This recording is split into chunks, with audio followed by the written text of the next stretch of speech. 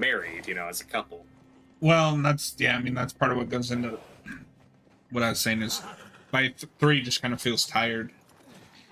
I'll get the door. Well, 4 and feels that's like when, they actually wanted to make it. yeah, and that distance between games helped a lot, just because there was more build up and you had more of that noticeable improvement. And They were that's when probably also able to do something a little different, not being shackled to the PS3 architecture. Yeah, for sure. And that was the last time where they had 2 projects going on at the same time. Uncharted 3 and then their new IP, which would be The Last of Us. And clearly late into production, it like clearly more of the time and effort went into The Last of Us over Uncharted 3. Like you can just tell that kind of became... And it paid off. Yeah, and it worked. I'm not complaining. What's going on here? Give me them weapon parts. All this electronic stuff? This has to be Eugene's. Are you sure? Yeah, nobody else would tinker with this shit.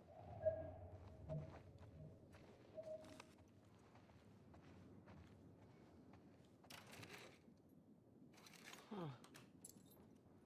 Hey, a Firefly pendant. Definitely Eugene's place. They're the good guys.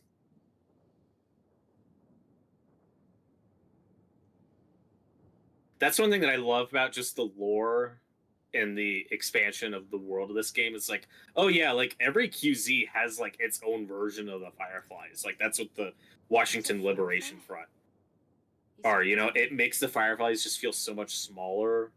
And it's just like, oh yeah, this just goes on everywhere. Like they're not like this special prophetic thing that, you know, the first... Like in the first game, it feels like the whole world revolves around them. And it's like, nah, it just doesn't. Killed 3 soldiers. Yeah. And 2 civilians. Jesus. And this character, Eugene, is someone I hope we get to see in the show. They should get, Cheech to play him. He could get worse. He and Joel. Like, this subplot with Ellie and Dina here would definitely be weird in the show if it was with a character we've never met before. You know, we learn about him through their exposition in the game. But it would be great to actually see him and get to know him, you know, leading up to this moment. Well, that's the stuff you could do if you do, like, a season in between 1 and 2. The 1 and 2 adaptations, where it's just like, here's all the stuff they got up to Jackson leading up to the events of 2. Yeah, like, another thing I want to see is just what that conversation with Tommy's wife, Maria, was like. Just telling her about Ellie's immunity and what happened with the Fireflies. Because, like, there's a lot of stuff that's just implied that you can see on screen in the show, like when they decide to give Ellie that chemical burn to cover the bite. Well, and Maria in the show is, like, a completely different character. Yeah, so I'm really curious how they'll play with that. Oh my god. Because very few people know about Ellie's immunity. Of course, when she tells Dina coming up, Dina doesn't believe it. And I know some people were confused about that. Like, well, why are they keeping that secret? It's like, all it takes is one nut job in Jackson to hear that and think, oh no, she ain't immune. She'll turn eventually. I gotta kill. Like, that is not information that you want public. Tell me that Cheech could not play this role.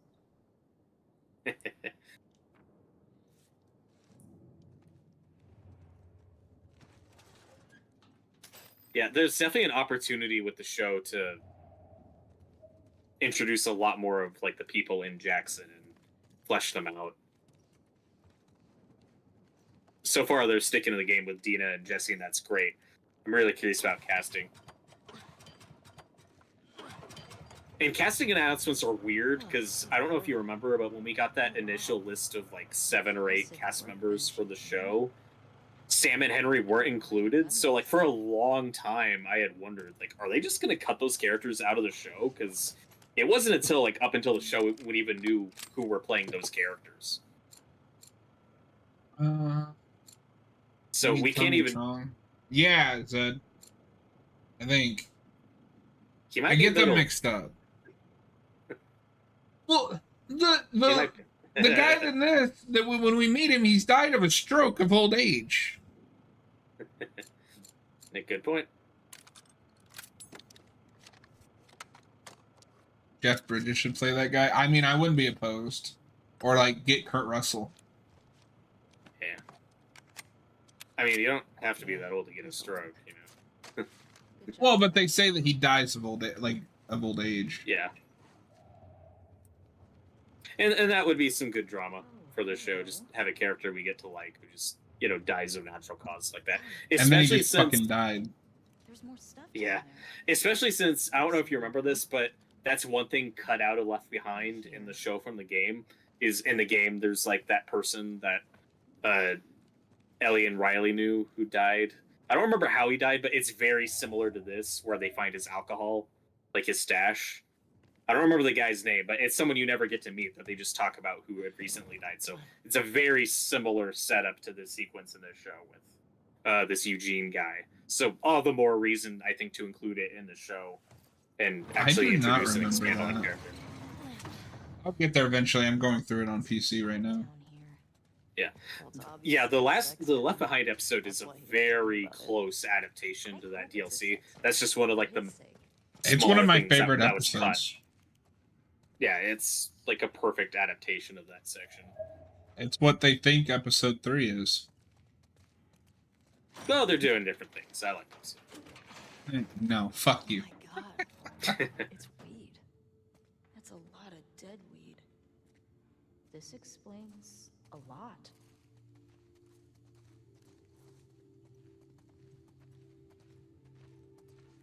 See what I'm. This is just more evidence that either Cheech or Chong, I can't remember which is which, should play this character.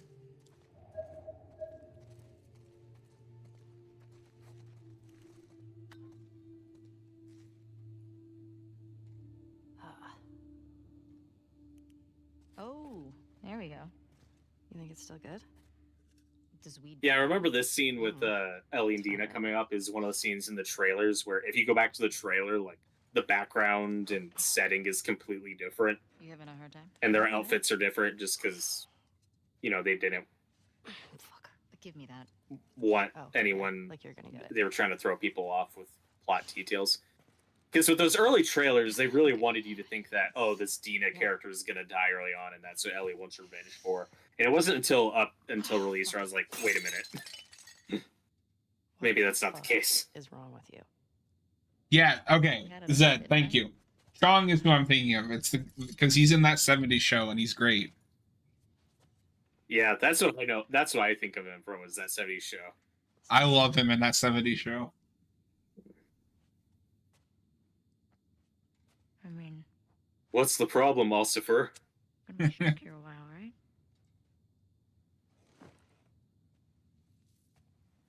Totally trapped.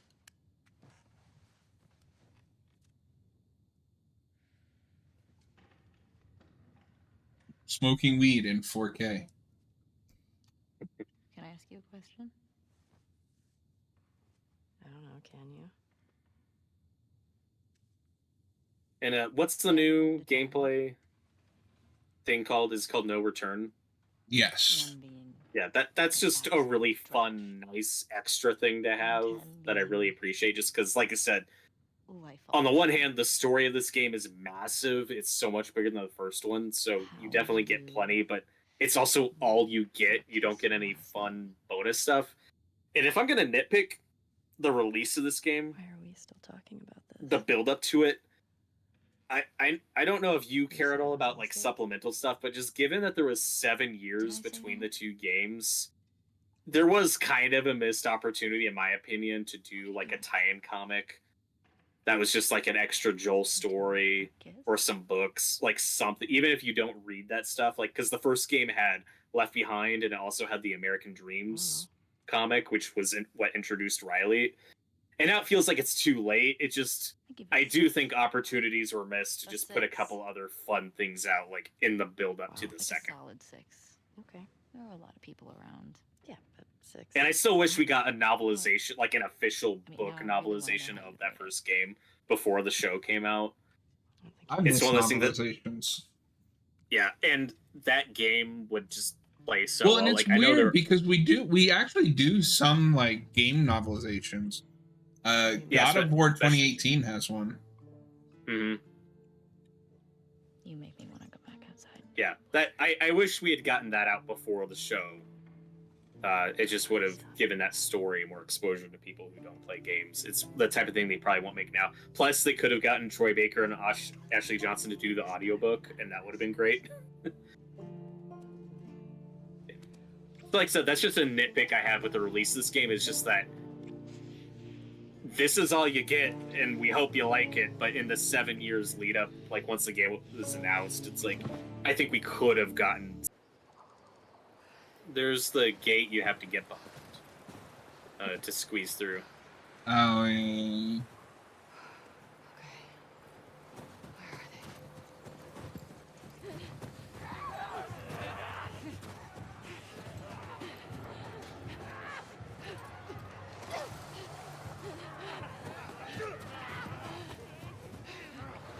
Oh shit!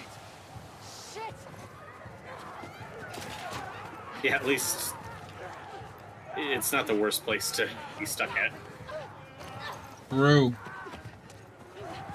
Whenever you play the first game, do you ever get stuck in the hospital at the end trying to leave with Ellie? Have you ever gotten shot and killed in that section?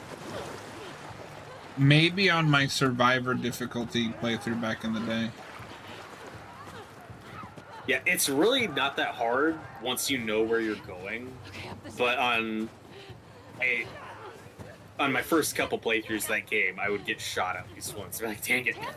It just completely sucks you out of the moment and the emotion. Because it's such a beautiful sequence with Joel carrying Ellie and the music's kicking in. And when you get shot, it just totally takes you out of it. Like, whoops, I screwed that up. Oh, I see it. Can't believe I missed that. Do you see it?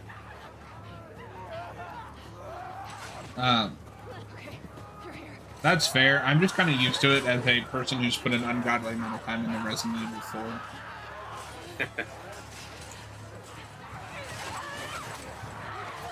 That's another game I need to replay, but I put so much time into getting the platinum that I kind of burnt myself out on it.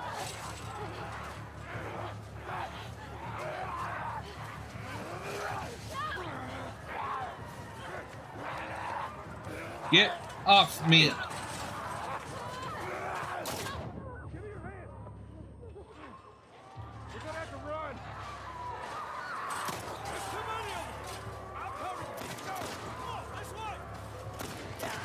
Like so, there's just a really cool sequence to have Joel like as a companion, like doing a lot of fighting.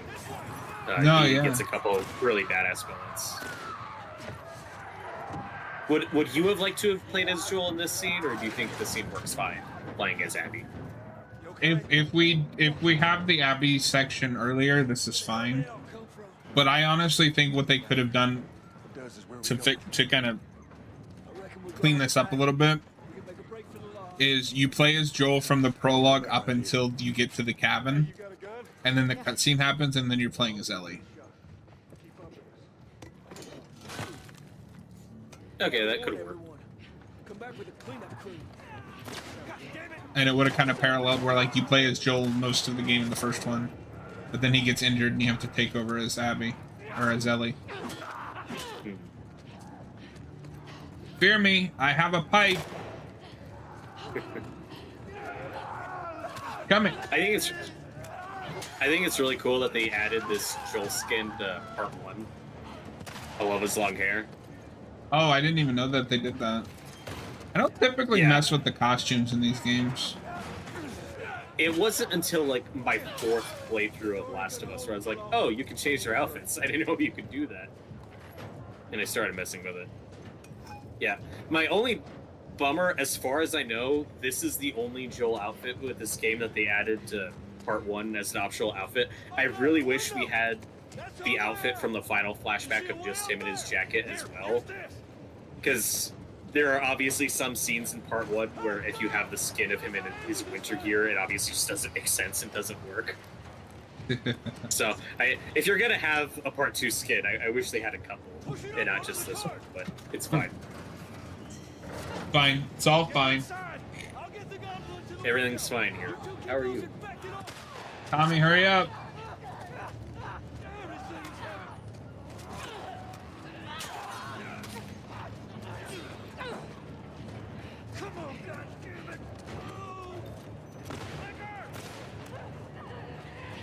Whoa.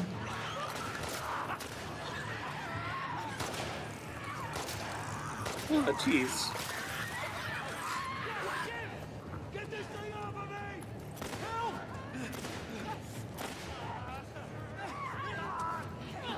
And I missed. Stay behind there. You need me to take over? I got it. Keep those infected away. I hope Pedro's Joel gets the machete in the show, because machetes are cool. Just need another. They are. I've seen Friday the 13th.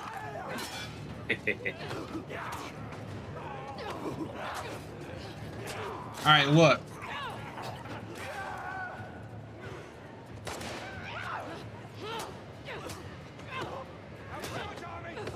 Fine, I'll do it the hard way.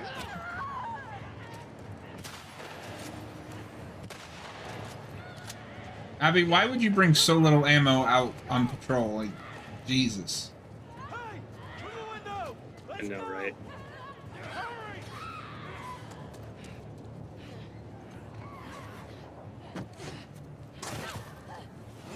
So I remember when I was first playing this, I streamed I think at least the first bit of it, if not all of it.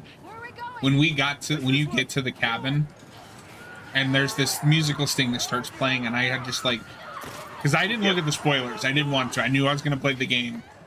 I wanted to experience it with no biases going in, but I just got this like pit in the bottom of my stomach, like something is going to happen. Mm-hmm. Hey, I'm Tommy. That's Joel. So one of the big complaints that I've heard about this whole thing with Abby is that Joel would never just go around giving people his name, but he doesn't. It's Tommy that gives them their identities. Tommy, we cannot stay here. Horses ain't making it all that way. My friends are That's totally true.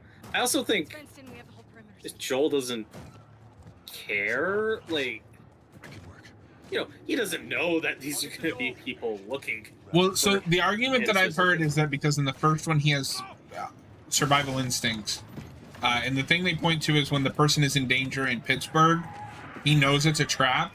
That doesn't mean that he would instantly know everything is a trap. And Right. like we just mentioned, he's not the one that tells them their name. Right, like if that's your complaint, it doesn't hold water. Tommy Say, is, "Hi, my name." and we've shown, and it's established in the first part that Tommy is stupid. When I was 12. And obviously Joel knows he's taking a risk, but you know, at this point in the story, he would save this stranger's life, and for the last few minutes they've been fighting infected together. You know, it's a gamble, but it's a gamble that's paid off previously. Like for the last 4 years, this is what they've been doing. They've been bringing other survivors into Jackson. You know, this is not the Joel from the start of the first game. Like, at this point in the story, he absolutely would go save this person. And the Blizzard and the Horde is why they take that risk in going with her, with these strangers, which is a mistake. And he knows when it's starting to go down, like, yep, this is it. But it's a mistake I think the circumstances justify. Right here. It's also annoying when people And in fact, say, I was 14. look at characters from the perspective of the audience. Like, well, I, the audience member, know this, therefore the character should know this. And, And that's a problem. Like, that's just not true most of the time. Like, that's not a sound argument.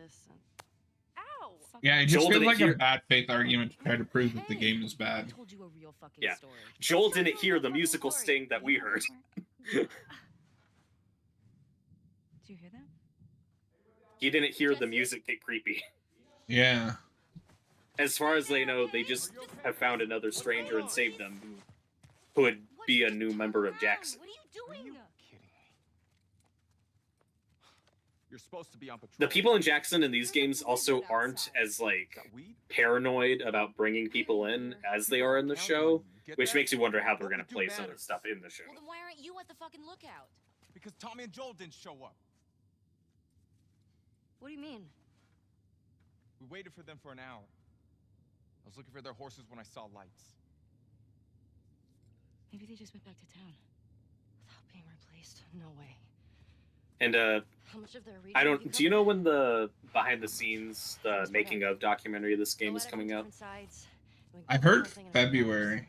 I don't like you writing solo. Yeah, I'm looking forward to watching that. I've only seen What they need clips of the help. first one for the first game. I've never watched it start to finish, but I've watched tons of interviews and behind the Yeah, I scenes stuff definitely in want to this game. watch that. And shortly after the second game came out, Troy Baker and Ashley Johnson were on some podcast with Neil Druckmann and somebody else talking about all the spoilers of the second game. It's like a 2-hour-long podcast, and it's really good. I'd recommend everyone to watch that, whether you like this game or not. Like, if you play that, you should watch that podcast. And I mean, they talk extensively about just how much Troy and Neil debated it and hashed it out and reworked it. Like, it wasn't something done lightly. It was something they spent a lot of time trying to figure out. And, like, Troy talks about how, like, when they're in that room, and the second those characters start surrounding him, he knows, like, this is it. Like, and also, yep, this is why I was the way I used to be, why I didn't trust people. It's like, all my bad qualities I have shed, I'm reminded why I was the way I was, and this sucks.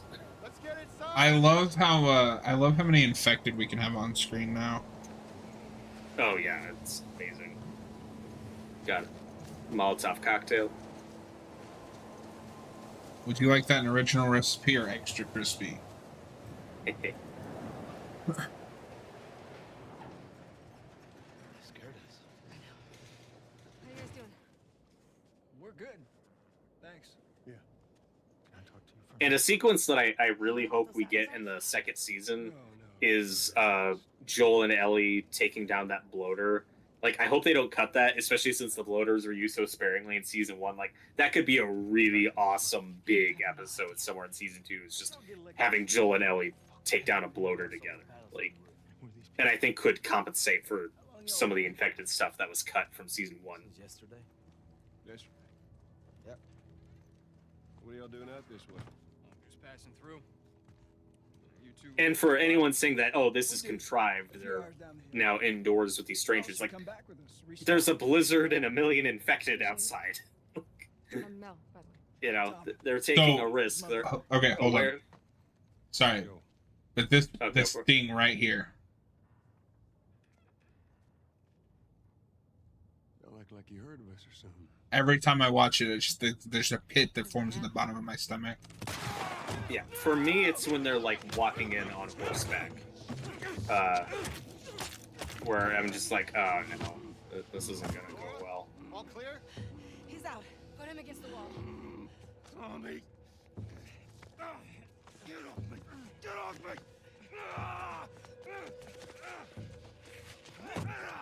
And I think Joel, like, it's like, look, he just took a shotgun blast to the knee. He's done.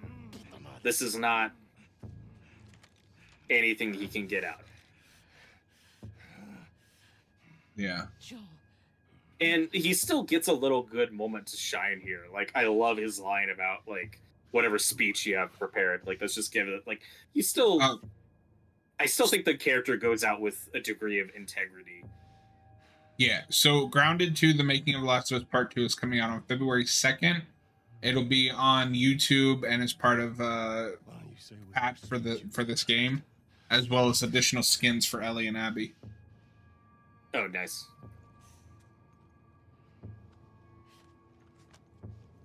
Tourniquet his leg.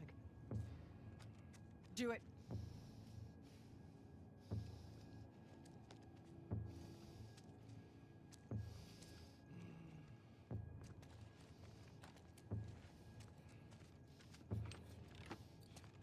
Don't you fucking move.